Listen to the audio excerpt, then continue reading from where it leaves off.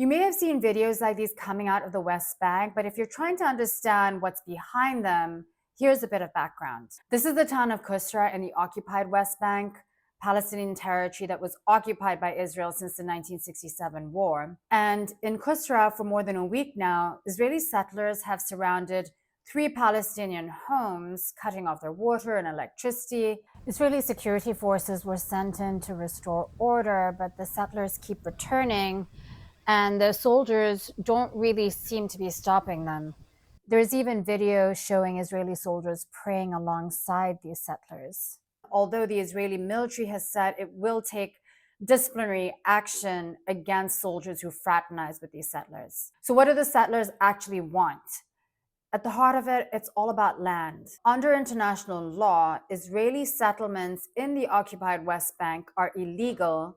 But under this Netanyahu government that came into power in 2022, there's been a major expansion in settlements. A couple of the far-right politicians in this coalition government have openly pushed for annexation of this land. The finance minister even proposed annexing 82% of the West Bank. He's also pushed for more settlements to be built. Now, rights groups, including B'Tselem, the Israeli human rights group, says settler violence and intimidation are being used to drive Palestinians from their land. And you can see the scale of the problem in the numbers. By the end of July, the UN documented more than 1,300 settler-related incidents across the West Bank this year, about 6.5 a day. The UN also says 2,300 Palestinians have been displaced this year because of settler attacks and related restrictions. So how does this stop? There's been plenty of international pressure. The EU, UK, Canada, Australia are among them who've been asking Israel to stop this violence. In June, a number of countries came together and imposed coordinated sanctions on some of these settlers or settler groups that promote violence.